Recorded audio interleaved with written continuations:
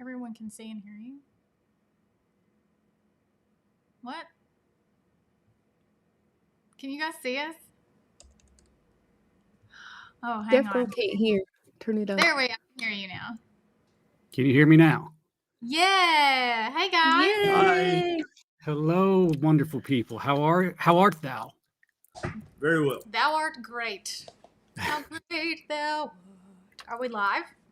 We are live. We just we flipped the proverbial switch All right. because All right. I'm figuring out how to do this with a guest this time. So, yay, we're learning. So, good afternoon, everybody. We got people getting online and more and more and more, it looks like. So, this is going to be fun. And in true PhD fashion, if you're watching on the live stream, let us know where you're watching from, because we're just that curious. And we have such a treat. We are so excited, and in just a little bit, but it's been a couple of years that I started following Dr. Berry and Neisha as well, and so it was one thing to meet them in person at the PhD Summit, about a year and a half ago, and yeah, I was total fanboy then. But you get to know them and how they think and the heart that they have for people, and it really begins to sink in that this is a passion. This is a way of life for this couple, and Julie and I have made a lot of strides in our individual health journeys, and we are just so honored and thankful that they were able to take some time out to talk with us, and you guys get to listen in. And we've got a few questions that we had pulled earlier that we'll get to those here in a little bit. But at first, for the 3 or 4 people on the face of planet Earth that might not know, who are you? Where are you from? And what do you do for a living? So I'm Dr. Ken Berry. I'm a family physician. I've been practicing family medicine for 22 years now. And about 7 years ago, this one said, you should start a YouTube channel. And I thought that was silly. And then, as all good husbands eventually do, they listen to their wife. So I did that. And she was right. And because I listened to my wife, like a good husband, we've been able to help improve the health of millions of people around the world now. I was laughing at Julie because she was like, This is your wife. I know. Yeah. My name is Neisha, and I am a registered nurse turned YouTuber and health coach. I started on YouTube just to have a side hobby for my creative outlets, and I was full-time labor and delivery nurse at the time. Before I was a labor and delivery nurse, I did long-term care, dermatology, rheumatology. I was a prison nurse at one point, but throughout, my whole mission in life, my goal in life was to have a career where I could help as many people as possible and give my life purpose and meaning, which I think is so important. To not just have a career that pays the bills, but also feeds your soul as well. And nursing was that, but at a certain point, my health took a turn for the worst, and I had to address my health problems. So I had an autoimmune disease.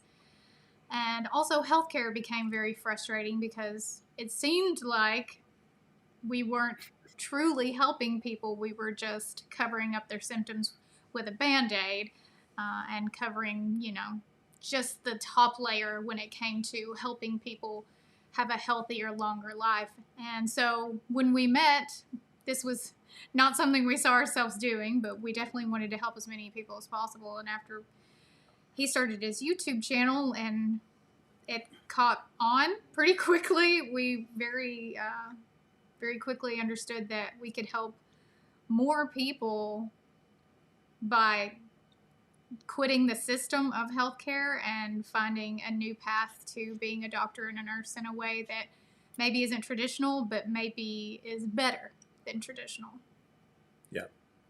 Okay. So, and I've heard some of you guys' stories already, but so Neisha, I know you said you had Hashimoto's and that definitely caught your attention. Dr. Berry, what was your trigger, your trigger to say something's got to change? You talked extensively about dealing with patients, and you say, well, I'm a little big in the middle myself, but you can let that go, and on and on and on. What was that tipping point for you personally? Well, there were several, but the main one was when I jumped on the scales one day and weighed 297 pounds. And I had a lot going on in my life at that time, wasn't really paying attention to diet, nutrition, any of that. But then the real epiphany was when I adopted the American Diabetes Association's recommended diet, because I had developed prediabetes.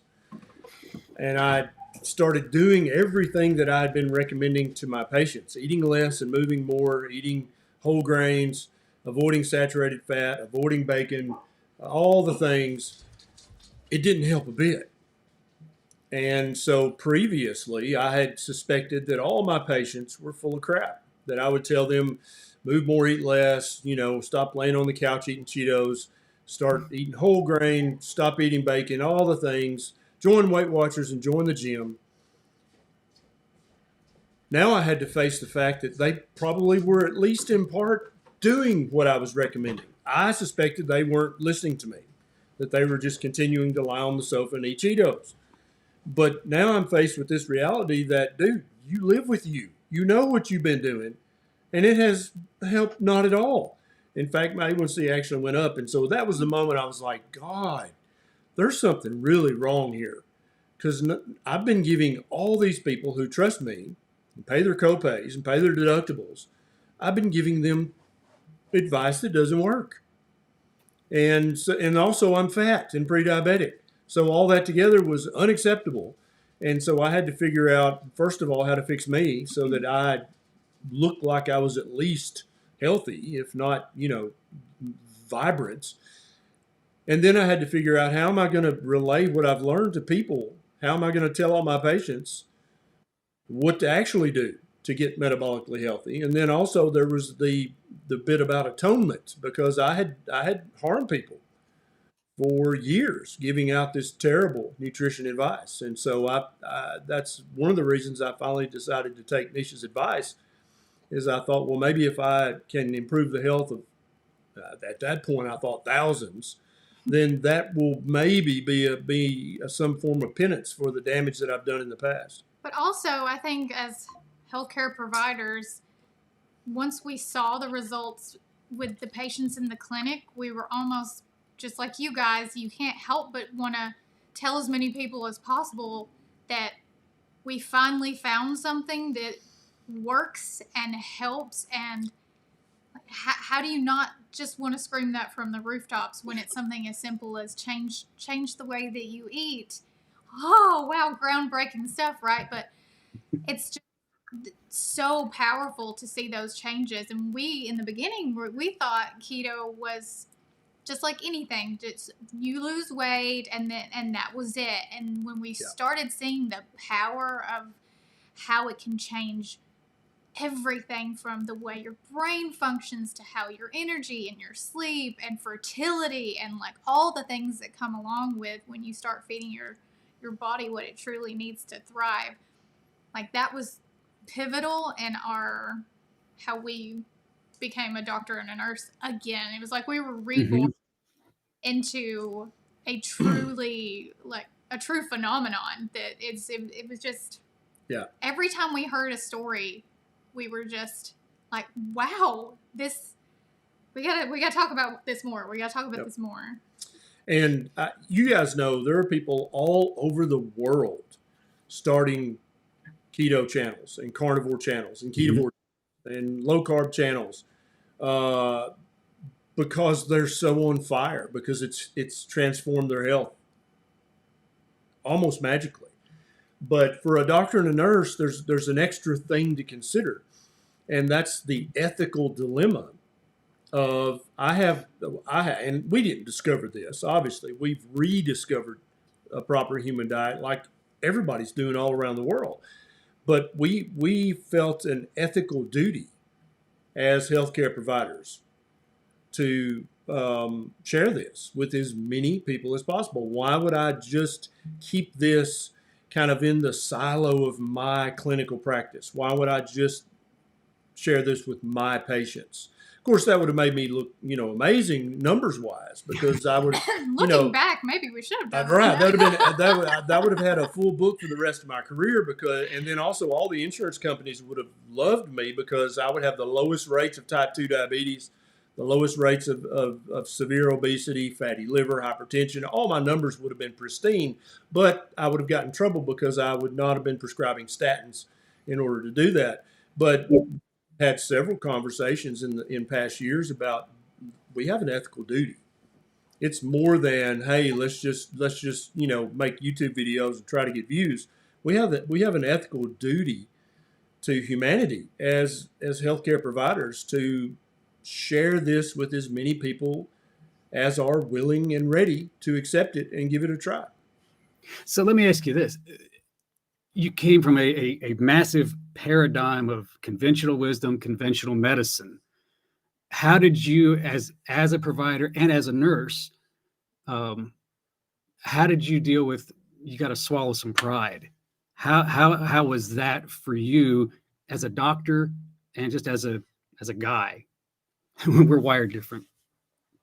We are wired different. How do you mean exactly? How did I have to swallow my pride? No, I'm asking, did you have to say, I've got to go against this big juggernaut called traditional medicine? So I'm kind of like the farmer's duck. I'm not really, I don't feel intimidated by bigger powers than me. I've always kind of been a fan of the underdog, and so I'm happy to take on that role. But I don't know. I feel like some doctors have a very hard time saying, I was wrong. I gave you the wrong advice. And I've never found that difficult to say. Not that I'm just more honest than the average person. I don't think that's it. I think that, I don't know what part of my personality just allows me to go, hey guys, I was completely wrong about all that. Forget everything I told you during the first 7 years of my medical practice. None of that advice was useful at all. May have even harmed you. So here's the new advice, and this is what you need to do. And I'm sorry I was wrong in the past. I don't know why that never bothered me. Oh, I think it's just his personality to take things head on, and just when he sees the right path, just be like, oh, okay, well, yeah. And you were private practice. You weren't part of a large healthcare system. Right. So that helped a lot that he didn't have a boss. He was the boss. So some of the other doctors in the space had overseeing providers, and they maybe were part of a team of doctors and stuff like that. For me, it was mostly, I'm sure Julie knows about this, but nurses are not the healthiest people. Oftentimes, they are some of the most unhealthy people. Smokers, lots of soda, lots of Monster energy drinks, lots of donuts, sleep, lots of parties. It's a high stress job, just like a doctor, but we tend to band together and eat a lot, especially on midnights. If you've ever worked midnight shift, and that is just like a feast all night long. And so when you're the one who's not doing those things, and it makes them feel bad about doing those things, then you kind of have to deal with that, even though, they're saying you can't eat all that bacon, that's not healthy. And you're like, you just ate 6 donuts today, Tracy. Like, what? What are you talking about? And then they see your body start to change and things get better. And by the end of my L&D rounds, I had 3 or 4 of the other nurses eating at least low carb and considering better alternatives to the snack food, and we would have healthy potlucks where we would all bring a keto dish and things like that. So even if it's hard in the beginning with people that you work with, either professionally or family members, you just have to know why you're doing it, because that's going to keep you on your path. And that was super important for me, because I was surrounded by everybody smoked, and there was just donuts every single day, and it was a really hard thing for me. But I knew I was doing it because I was sick as a dog and I couldn't get pregnant, so I had a really good reason to stay on track. So I always tell people, if you know your why, then that's going to help you get through it. And that was my next question, to transition from the doctor and the nurse to just Joe Public is, what do? You keep your why in front of you. Why are you doing this? Mm-hmm. What was your personal trigger? And always remember that, even in the face of adversity and family and all the things. So now, Neisha, you kind of came on board with this a little bit after Dr. Berry. Is that correct? Yes, kicking and screaming. Kicking and screaming. So he was kind of your source of truth when you started to see some results. Yeah. Now, so let me kick it back over to you, Dr. Berry. Who was your source of truth, mentor, whether it was in person or certain resources? Where did you go to figure out how to do this? Well, the first resources that I found was a copy of Dr. Robert Atkins' Diet Revolution that I bought for 50 cents at a rummage sale. I've still got that with the 50-cent sticker still on it. And then also a copy of the Primal Blueprint by Mark Sisson, and then a copy of the Paleo Diet by Lauren Cordain. And from those three books, which none of which are academic books. Now, Lauren Cordain is a well-known researcher and a published researcher, and so, but they were written for mainstream audiences. They weren't written for doctors. But just out of those three books, I was able to piece together, kind of cobble together this new paradigm of what I thought my diet should look like based on those three references, because I was severely obese. I definitely wanted to lose weight. So Atkins, so many people lost weight with Atkins, but then they didn't stick with it because they were afraid it was unhealthy. And then the Primal Blueprint, Mark Sisson, he actually tried to dig into anthropology and archaeology, something that I, as a doctor, had never even thought of, ever. Like, I enjoyed watching, reading a book by Graham Hancock about the aliens that lived in the pyramid or whatever, but I never once considered our past ancestors, what they ate, how they evolved, what they ate, what they avoided, how they prepared their food. That never occurred to me to be important as a doctor. And then Lauren Cordain's Primal Blueprint went even more into that by looking at indigenous hunter-gatherers that are still extant today, and looking at their food as perhaps an echo of what we did in the past. And I think there are definite problems with that, looking at it like that.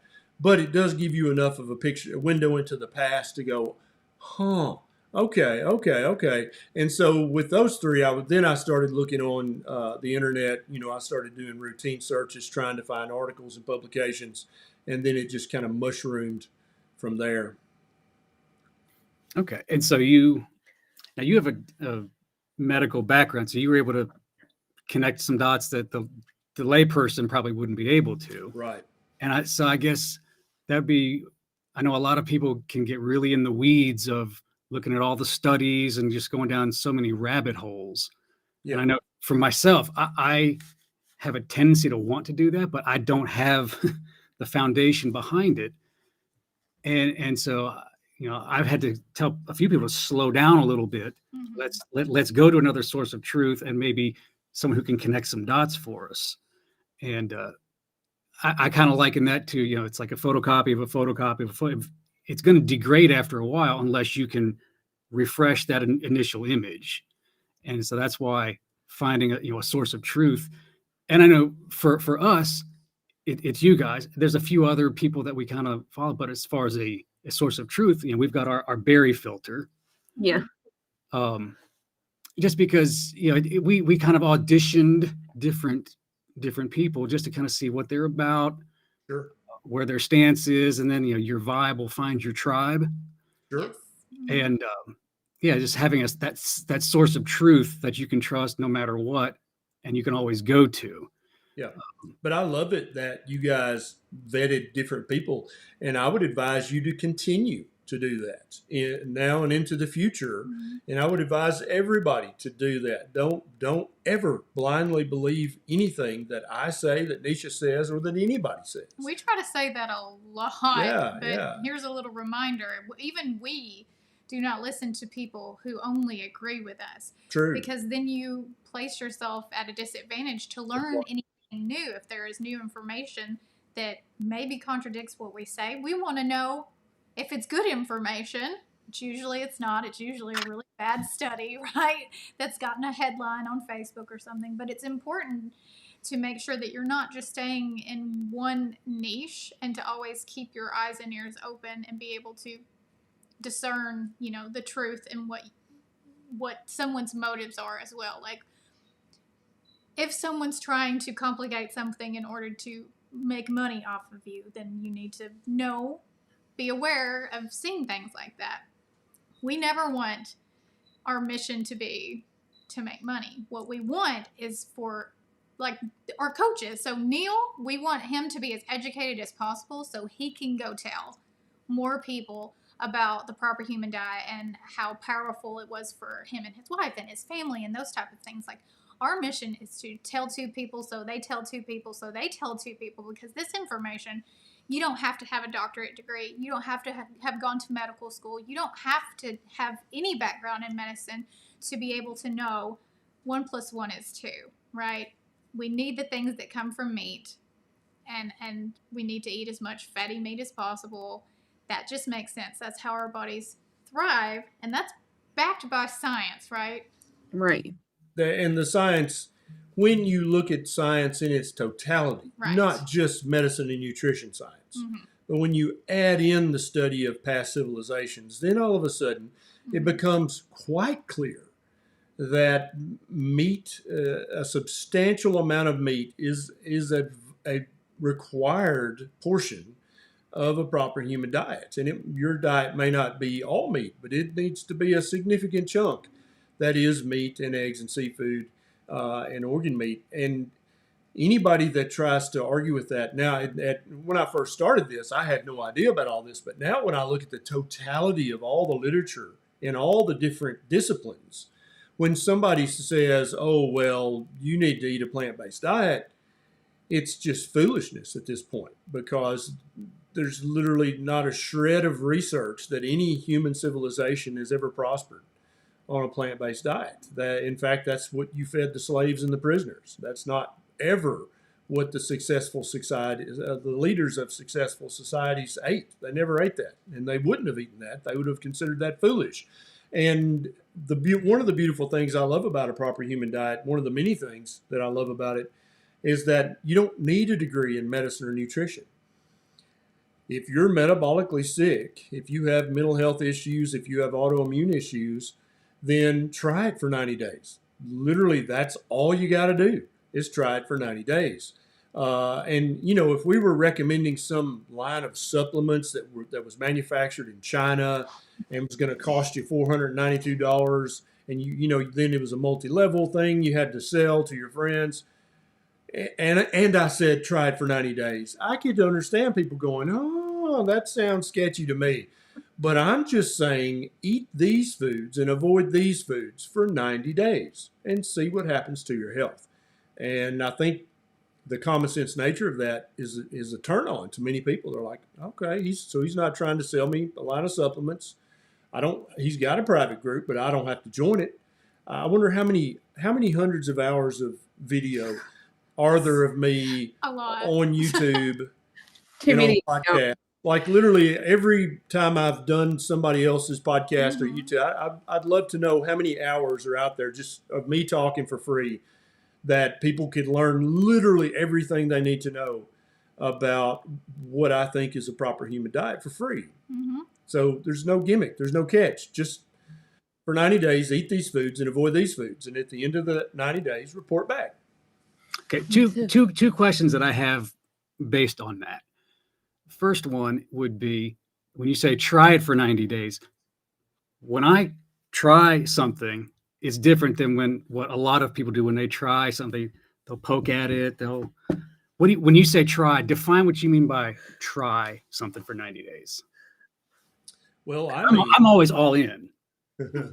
Yeah, I guess not everybody's all in, but that's another beautiful thing about the proper human diet, is that even if you half-ass try it for 90 days, you're quite likely to notice some improvement anyway. Yes. And So true. again, you live with you, so you know how closely you followed it or how closely you did not follow it. But yet you still got some benefit. And so any common sense person is going to go, man, I wonder what would happen if I really went all in with this. That's what happened with me. Exactly. He was Your like, personality? my personality is, well, it used to be, I was defined by, what I love to eat, and that couldn't possibly have anything to do with how I felt. And I love I'm half Puerto Rican, so there's a lot of rice and plantains and empanadas and like a lot of carbs. And then, the rest of me is country girl, and there's a lot of cornbread and fried chicken and a lot of inflammatory foods, plus being a nurse, and I loved pasta, and I just loved all this stuff, and I'm not going to give that up. Why would I give that up? And he said do it for 7 days. And honestly, I feel like telling people to give it 7 days is more realistic than 90 days. A lot of people are like, I can't do 90 days. What are you talking about? And in just 7 days, for me, as bad as I was feeling, 7 days made an improvement because and it was lazy. I was just taking the bun off of my burger patty, right? I was changing my Mountain Dew to Diet Mountain Dew. I was not having the fries.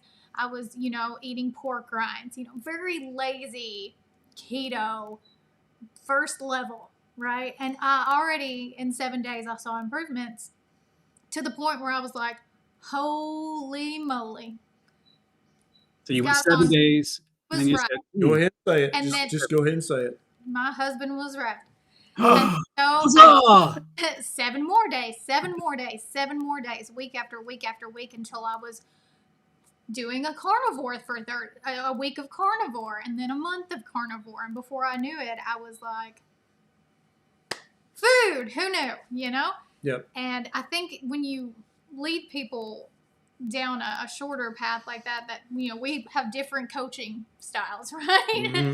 I like to give people the option to do baby steps because they're more likely to give it a try, like you said, as opposed to what 90 days is, which is more of a commitment Right. to healing and giving your body the time that it needs to do that healing, and having that vitamin P patience to let your body and the food work together in the way that they're meant to. Yeah.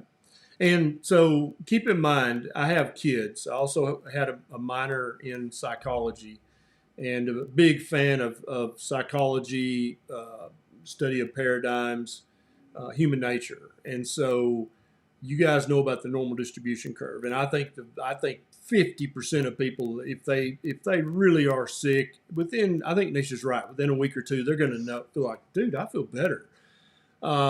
But if you tell people try this for 7 days, then a significant portion of them are only going to try it for 3 days, right? But if I say let's try this for 90 days, then a large chunk of people are going to do it for at least a week or 2 or 3 before, and right? And so by then I've already got them. But even if they don't finish the 90 days, because they know after a week or 2 or 3, I feel better when I eat. There's something to this. That's exactly right. And then they may fall by the wayside for a week, a month, a year, but they'll never forget how they felt when they ate properly for those 2 or 3 weeks. And then when they come back, it's their decision. They can own that. That's right. They did that. They got results. And whenever they're ready, they can come back around and try it again. And so I actually like it when people fail. I like it when people tap out. I like it when people go vegan. I like it when people literally do anything in the nutrition space, because it means that they're thinking about food. And that is the literal first step, is to not mindlessly eat food. That's what Kellogg's wants you to do. And Kraft Heinz and Mondelez, they want you to just thoughtlessly stuff your face and not give it another thought. But if I can just get you to think about your food, then you're one step closer to victory. Also, a lot of people that do the triple B&E for a week, they're like, man, that was hard. And then when they go back to keto feels easy. And so it's almost like tricking their brain into thinking that keto, which they thought was hard, really isn't that hard now that they did the next step up, which is, triple B&E or carnivore. It's almost like they're allowed to cheat after that, even though it's you Not train for this, and then when you're called upon to do this, it's not a big deal. Exactly. Yes. Yeah. Exactly. But they remember carnivore, and there's always at some point in the future they can make the decision to try that again. Now, let me ask you this: with so many different channels popping up, and the keto space just getting so much bigger and bigger and bigger, and so many sources of truth out there, there's a lot of chatter about, well, if you're not doing carnivore, you're doing it wrong. What do you say to that? Well, I'd say that's a short-sighted thing to say. I think that would be a bit sophomoric to say something like that. You know, just enough to be dangerous. There is a spectrum of a proper human diet, and carnivore is on the extreme end. Not everybody needs to ever eat carnivore. Some people absolutely need to be carnivores, at least for a while, if not for a long while. And so, yeah, you're right. There's now an increasing voice out there of carnivore zealotry. Like, well, if you are even in the room with somebody who's eating, broccoli, then that you're not doing carnivore right. It's like, come on, man, come on. The human body is so forgiving up to a point, right? Right. And so that's a principle that most people understand. When you have your first kid, your first child, you're just like, oh my God, we got to do everything perfectly. We got to, oh yeah. But then when you get to your second kid or your third kid, the other day we walk in, Bonnie's eating cat litter out of the box. And instead of calling poison control, we were just like, Bonnie, no, honey. I mean, it's organic. So. Yeah, it's, but it's like, Okay. and so I think a lot of people who have discovered carnivore, that's how they came to that spectrum of the proper human diet. It's like they're firstborn. They've got to just like, everything's got to be perfect. I've just got to do everything just exactly like this. And so that's the message that they put out there. And some people find that a turnoff. Some people find it just undoable. Some people find it offensive. Some people find it annoying. And everybody's got their own style of sharing their journey. And I'm not going to denigrate them for their style, but I would just say perhaps you would help more people if you weren't acting like that.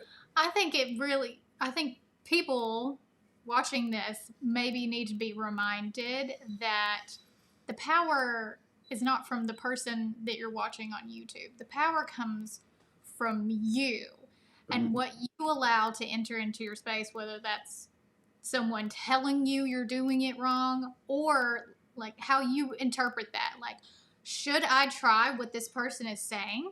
And then using your constructive criticism skills to discern whether if am I happy with what I'm doing right now? Am I feeling great? Are things improving? Am I sustaining this? Maybe this person isn't talking to me. Maybe they're talking to someone else. Mm-hmm. And taking things with a grain of salt and realizing not everything you hear on the internet is being said to you specifically.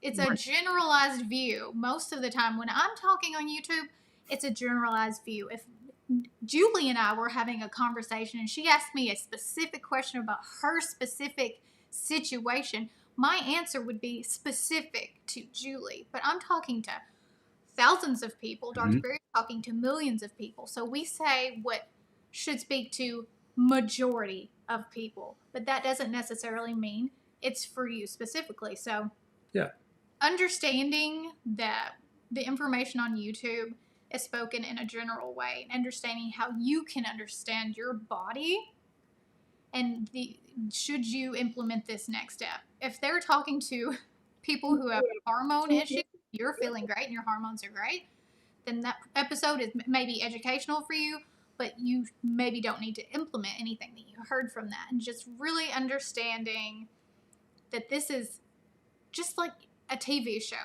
and just like any other show that you watch, we don't know specific things about you without, if you're in the group and you're sending us messages, we can really dive deeper into things, but really learn to discern the information. Just because someone is doing something this way and someone's doing something different doesn't mean either one of them are doing something wrong. What they're doing is right for them, and the way that they have been able to read the research, do an N=1 experiment on themselves.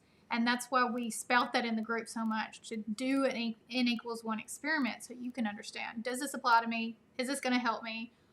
Or is this something that is actually going to just confuse me even more than I already am? Right. And one of the things too is working with patients like I do day in and day out. I can't tell you, with all the specialty clinics that I work in, anywhere from gastro to rheumatology to podiatry and all the wounds, I tell all my vets or my patients when I'm interacting with them and they're like, well, I want to get better. I want my wounds to heal. I want to feel better. And I tell them, 'cause I can't tell you how many times somebody said, what are you eating? And I would say it's meat or it's keto friendly or it's low carb and this is what it is. And they're like, why do you eat that? And I said, because I don't want to feel like shit. So, and in truth be told, do I still eat things here and there? Yes. But like all nurses, we all are always in a hurry. We have to be on top of our toes. We have to answer a question as soon as it's shouted. A family member comes to get you, you got to jump. So, and you're going to say, how high? So when I talk to, whether it's a family member or a patient or a vet, whenever they ask questions, I always tell them, you got to find where you fit on the spectrum, and I've always said, you can always look up Dr. Berry and Neisha, and there's spectrum there. Where I'm at, you're not going to be where I'm at. Why? Because I'm a bariatric sleep patient. Right. So my diet is going to be different from Neil's, his journey, and everybody's journey is different. You just got to find what works for you, but take the time to do that. And the other thing I tell my patients, especially the younger generation, which I hear a lot, just tell me what to do and I'll do it. Yes. Okay, first off, do you really want to live your life that way? So you want to figure out what works for you. We have our children range from 28 to 10. Our 10-year-old is starting to realize some of the things that she eats. We'll go somewhere and she'll have a Coke or a Mountain Dew. And I was like, oh, Lord Jesus, help me. And I tell you what, she comes home, she crashes, she's out for the entire day. And then the next day she's like, I don't feel so good. And I'm like, do you want to know why? And she's like, yeah. And then when she doesn't have the soda, she said, oh, I feel better. So there is a difference explaining to your children not to punish them and keep them from having it, but allow them to experience it. And then they realize, I have brain fog. I don't feel good. I don't like the way that makes me feel. And be an example. I wish I would have been a better example to our two oldest children. Our 18-year-old caught a good glimpse of a good diet, and she's now in college. And the 10-year-old, she's trying to encourage her friends at school, which I find funny. She's been the keto police more than once. I can't eat that. That's not keto. Nothing teaches humans better than experiences. But there's the caveat there, I think, is we also as humans like to lie to ourselves a lot. So while we say, your keto may look different from just someone else's keto, if you're telling yourself, I can have these things and it's fine, you're still complaining about X, Y, and Z, then maybe there's something in your green foods list that actually doesn't belong there. And so that N=1 needs to come with honesty. Just because we love to enjoy something doesn't mean that it loves us back. And maybe it's sometimes every now and then rare food, and sometimes it's never going back again. Like I can never eat pasta again, like ever, because I pay so heavily for it. So being honest with yourself is so important, because I would love to say that heavy cream can go in my coffee every single day, but it also can't.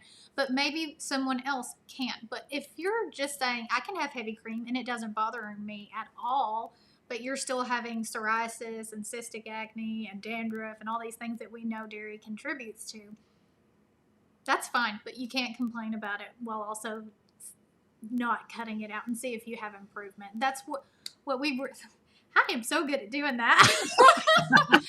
We really tried to tell you guys to find where you fit on the spectrum, and yours may look different. but be honest with yourself for sure.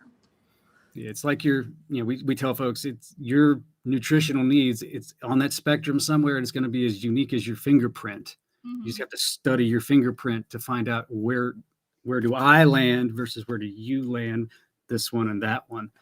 And as metabolic healing starts to occur, it's going to shift and change too. So you just always got to be revisiting that N of one experiment a lot.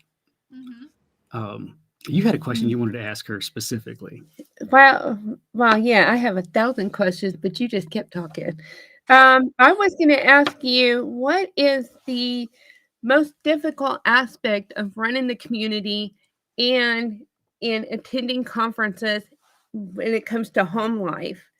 How do you compartmentalize all that? Because I know you do a lot of it, Neisha, and juggle the balls. I'm like, forget it. I'll tell you what to do, and that's it. Well, let's see. For about at least 4 years, I just juggled to the point of pure exhaustion, I guess, to my own detriment. And that's what last year I was like, things have got to change, or I can't help anybody because I'm going to be just drained of my cup won't be full. You got to fill your own cup to help others, right? So now we've delegated some duties, and of course the PhD coaches help us out so much by answering messages and doing live streams and helping with all the members, and setting business hours, which people don't really like because social media, we should just all be on our phones all the time answering messages and replying to comments, and you feel that pressure, especially as I think because the jobs we came from kind of were the same way. Like, we were always a nurse, we were always a doctor, and we were always on the phone, calling the hospital, checking on patients, staying overtime. Julie, I'm sure you've stayed over shift many, many, many times. Like, I would stay with a laboring patient 4 hours over and not get paid because I wanted to make sure that she was taken care of. So it's in my personality to overwork and be a bit of a workaholic. And I've had to set boundaries and business hours with that in the past few months, and that's helping. And also leaning on people who want to help me, like you guys, and actually saying it's okay to let people help you, and that's helping other people as well. And that's not a bad thing. That's a good thing. So that's how I'm dealing with it now. Yeah, I do have a habit. I mean, I just went from last year, I was working 3 jobs. And for Christmas, the 2 youngest children were like, for Christmas, we want you to quit both of your jobs and just keep one. So it's been a year of struggling with that, but it's been good. It's been good. But yes, I don't want to ever tell somebody no. So if our church calls and says, hey, can you provide a meal for a family? Absolutely. And the Neil's like, when are you going to do that? We've got dance, we've got karate, we've got pageant, we've got this and that. And I'm like, I'll figure it out. I just had to learn that some things I was prioritizing maybe are important, but not the most important. And my health has to be first, because I can't do anything if I'm sick and tired, and then family and faith, and then my job. And that can all coexist together without me working myself to death. Right. Now, you said you have specified work hours. Do you have specified, reading and study time, or how do you do that? Because you have to, especially the position that you're in, you both have to stay up on a lot of this stuff and figure out, okay, is that headline bogus or not? So Yeah. do you delegate specific time for that? How do you work that in? He just naturally has a delegated time for things, that he just does things when he needs to do them. I have to delegate time slots, otherwise the day slips away from me. But his majority of his day is spent researching and reading, wouldn't you say? Yeah, in the morning, I check an obscene amount of news sites from all over the world, and I'm constantly watching articles and reading them. And the average mainstream article about lettuce is the new superfood. I can scan that in 10 seconds and I can realize there's nothing here. This is foolishness. And, I can't even estimate how many news articles and things that I go through on a daily basis while I'm having my morning coffee. But I enjoy that. That's fun for me because I guess a lot of people would be looking to debunk what they're saying. But that's not how I approach it. I approach it like, well, let's see what they have to say. Maybe there's something here. And so that makes it more fun for me to go, no, this is nothing new here. This is the same foolishness. But every great once in a while, I'll be like, whoa, I've not thought about that before. Just like the other day, Neisha and I were having a conversation about eggs. Yes, we talk about eggs sometimes. And it occurred to me, and I'd never had this thought in my entire career, 10,000 years ago, if you ate an egg, it 100% of the time, it was a certain type of egg that the vast majority of people now in modern society who buy their eggs at the supermarket, they never eat that type of egg. And Nisha couldn't guess it. Maybe you guys can. I'm pretty sure you talked about this already. Well, I can't remember if I did or not, but every egg you ate 10,000 years ago, without exception, for your entire life, was fertilized. Without exception. Because back, the only here in the last few thousand years have we crossbred chickens to the point where they're just little walking egg factories. They can be sitting on the roof and an egg falls out of their butt. But that's not how that used to be. They didn't lay an egg that wasn't fertilized. And so does that matter? Now I'm on fire. No, it doesn't. Do not hear. I have to eat fertilized eggs. No, and I'm doing carnivore. Exactly, I'm not saying that. You're doing it wrong. People will hear him say something. This is how a thing gets started. That's right, but I'm not saying that. But I am saying that's very intriguing. Let me look into that. So that's one of 50 different things that I'm currently reading about, because when an egg is fertilized, things start to change immediately inside that egg. The amino acids start to change, all the ratios start to change because it's turning into a young bird, right? But so does that matter for our health? If the egg is fertilized or not, I don't know. Let me look into that. So currently the answer is I don't know. It probably doesn't matter, but stay tuned. We'll see. It doesn't matter enough for you to freak out about. That's right. Okay? That's right. Yeah, it could be so nominal that's like It is virtually It doesn't could- matter. That's right. It could be inconsequential, or it could be a big damn deal. No, We'll see. couldn't. We'll see. It's not a big We'll deal. see. It's not a big deal. You heard it here first, ladies and gentlemen. Let's see. We had a few other questions from some. So, Neisha, folks. who is your favorite mentor? Who is somebody when you are struggling, and who is your mentor? Who do you enjoy going to get through the hard times, the stressful times? As much as I hate to say this, it's him. But that's good, right? That's a good thing, because he's not just Dr. Berry, he's my husband. So I should go to him when things are hard. And I wish that hope that everybody, their partner, is going through, improving their lives together. Like, you should be able to go to each other and be like, I'm having a hard time sticking to this, but I know we said we're going to do this for ourselves and our family and our health and our longevity, and because we want to be the best for each other, right? So I'm very lucky to live with a little, a keto genius in the same house as myself.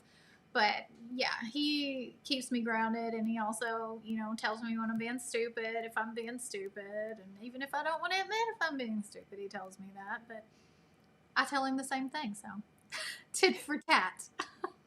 Yep. So in nutrition, as it is in life, how important, how much of an emphasis do you put on the mental, behavioral side of all of this? Again, in nutrition and just in life. And is that something that we should maybe pay more attention to? I believe so. But what's your take? I think it needs to be talked about more, but I also agree with Ken when he says when you fix your food, all that stuff starts to improve anyways. But I think where it's not talked about the most is the food addiction aspects of it, and understanding that you have to put the discipline and the work into eating that way. It's not going to just jump off the plate and force itself down your mouth, and the junk food's not going to run away from you, and the world is not going to accommodate your need to not be tempted. And working on the willpower aspects and understanding, making a conscious choice to pick the better option, even if it's not the perfect option, and knowing that that should make you happy, not make you sad that you're not getting to eat the food that caused you to be in the place that you're at anyways. But once you get that part down and you start eating the food, then the brain fog improves, the anxiety improves, the depression improves, the ADHD improves. All these mental health issues seem to not only improve, but maybe resolve to the point where people can come off these medications that cause even more issues, as long as they're eating fatty cuts of meat, right? Not eating the low fat, because fat is important for the body and the mind. So I think that's the main mindset thing, is that people have to take some self accountability. Like, no one's going to do this for you. No one's going to save you. You have to save yourself, and it's going to take work. It's not going to be easy, and that doesn't make it wrong. It's not going to be easy. You know, the path of least resistance and all of that. So just, I feel like that gets swept over. Just eat triple B and E, and it's not that easy for people who have food addiction. They're fighting a demon, and the first step in healing is addressing that is indeed a problem, and calling it by its name, which is an addiction, and treating it as such. And the mental side and the physical side of it. Yeah. And that's another great thing about doing that challenge, the beef, butter, bacon, and egg, or just carnivore challenge, is when that person who has a sugar addiction, carb addiction, when they find themselves, because often for them that's what it feels like I found myself in the cabinet smashing the Oreos, then they have to either they suppress that behavior and be like, well, I don't want to talk about it, or they have to have an honest conversation with themselves and say, well, was I missing some key nutrient that's in the Oreos that wasn't in the beef, butter, bacon, and eggs? Well, duh, no. Well, was I truly hungry? Well, no. Then why did you do that? Because a lot of people doubt that sugar addiction, carbohydrate addiction is real. But when you catch your own self in the middle of that kind of behavior, it's kind of a wake-up call. Like, okay, maybe I'm a sugar addict. Okay, maybe I need to just admit that and own it, and then figure out a way to fix it. Right. You don't have to, see it as a bad thing. I think people have this negative connotation of saying, I have an addiction, and it's like that. It's not your fault. Right. That you have an addiction. This is food that was made to become addicted to, and It was marketed as fine. It's totally fine. Indulge yourself. You were tricked into having an addiction. Most addicts didn't go out wanting to become an addict, right? So don't feel like if you say that word, that means something bad about you. It doesn't. And just do what has to be done to save your literal life. And realize that we've been trained that way since we were toddlers. Yeah. Throw some Cheerios at them, and it starts there, and then over time. So it didn't take 3 weeks to cause it. It's not going to take 3 weeks to fix it either. Absolutely. Yes. Absolutely. And people who weighed over 400, like me, when I weighed over 425 pounds, and then I went, there were several disorders I had between waiting for everybody to go to bed, and then I would raid the cabinet enough to where I made myself sick, and then I couldn't figure out why I was doing it. And then it was, the relationship you're in, the environment that you're in. It's what is contributing. I'm having a hard time talking, but what causes you to do certain things? Bariatric patients, whether you're getting ready to have a sleeve or you're having the full surgery of having your leg removed, all the aspects of all these surgeries really focus on what we do with our patients is we focus on their mental stability. Where are you at right now? Where are you going to be after the surgery? That's the same thing with food addiction. You need to know when you're going into something, be prepared for the emotional and the imbalance that you have in your life and the stressors, how are you going to deal with those stressors? Do you have someone you can reach out to you that you can say, hey, I'm struggling, without being judgmental, without being punished? And I think a lot of people are just like, I don't trust anybody. Mm-hmm.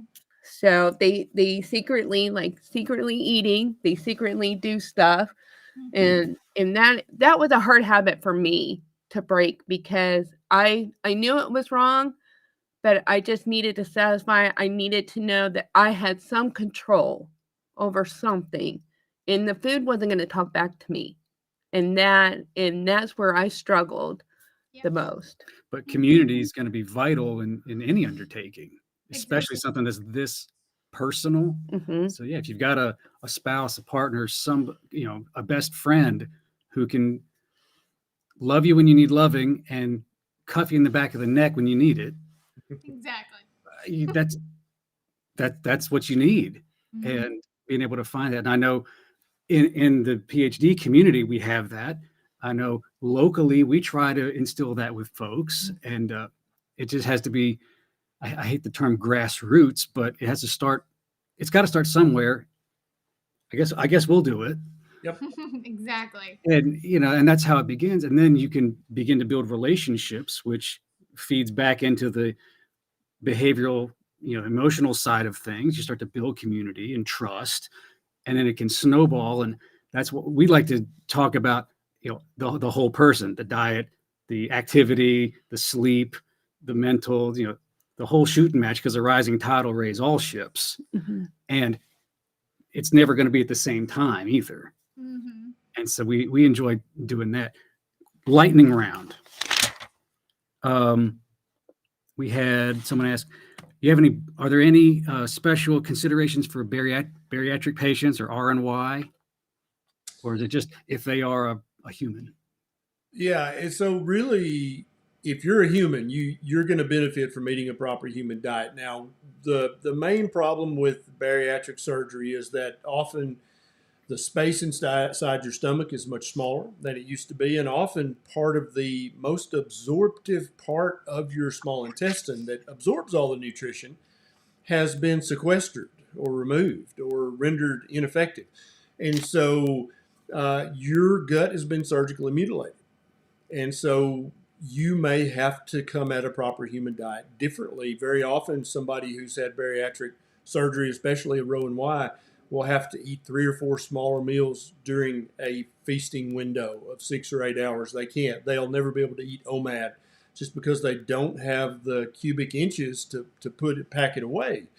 And then also, many people after bariatric surgery, they have to take supplementation in addition to eating nutrient-dense food because their small intestine just doesn't absorb vitamins and minerals like it once did.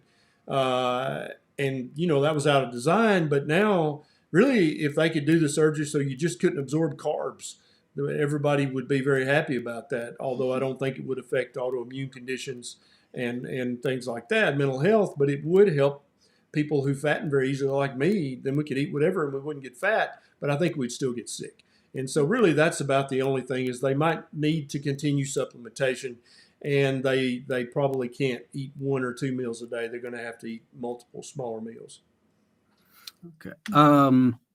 Last thing, and we're right at an hour, so we want to wrap it up. I think I know the answer to this question, but how do you separate bro science from real science? And I would say subscribe to Dr. Berry's channel, subscribe to Neisha's channel, and maybe, I don't know, get into the community and stick around and ask a bunch of questions. But yeah, what's your take on that?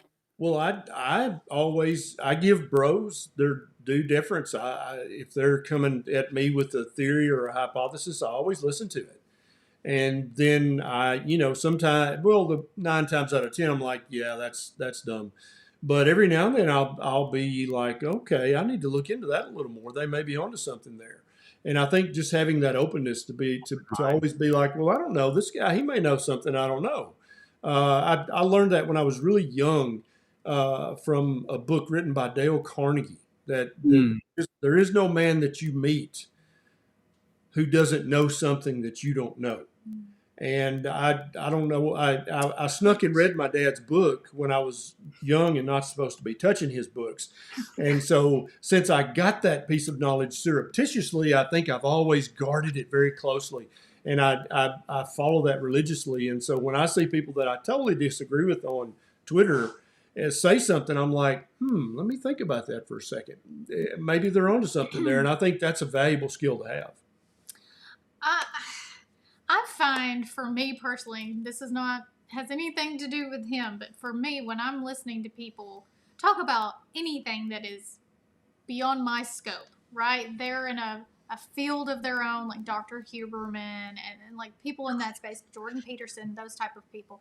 They seem to be very calm, and when they're speaking about things, and don't come from a dogmatic approach, but they're more Socratic method type, questioning things and looking at them in different lights and observing and coming to a conclusion, but encouraging you to do your own research and come to your own conclusion.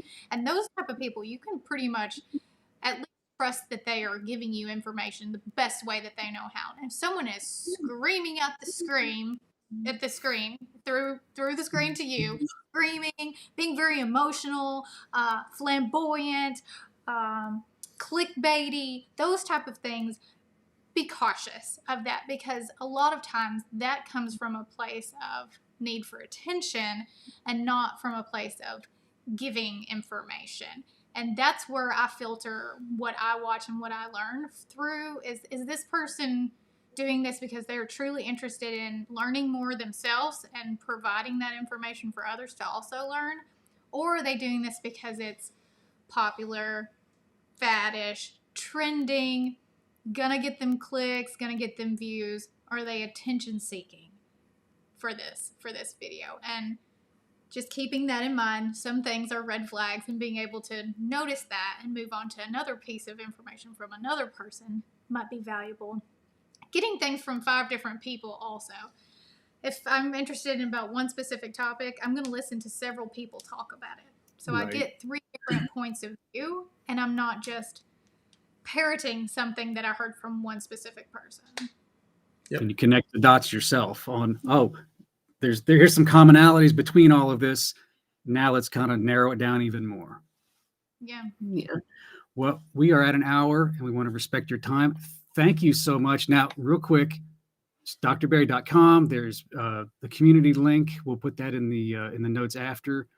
And you've got several projects. You got a new book you're working on, a revised book you're working on. What else is coming down the pike that you can tease us with? Yeah, so Neisha has just signed a book contract. She's going to be writing a recipe, lifestyle, family, homesteading coffee table book. I'm excited. I can't wait to see what that's going to look like. And then we're coming out with the 3rd edition of Lies My Doctor Told Me, and a 2nd edition of Common Sense Labs, and a 2nd edition of Kicking Ass After 50, because they're all 3 doing so well, even though they've been on the market for a while. And then also working on In Search of a Proper Human Diet, which I've been working on for a while now. Well, you build it up and it's going to get gooder and gooder, right? That's right. That's right. All right. Well, listen, thank you all again so much. And we look forward to seeing you a whole lot more in the community, out of the community, and everywhere. And if you happen to come to Western North Carolina, just give us a ring. We'll have a ribeye and some coffee. We might do that. Or brisket. Yeah. Brisket. That's right. Yes. Thank you very much, Neil. Thank you, Julie. Bye, y'all. Bye, y'all.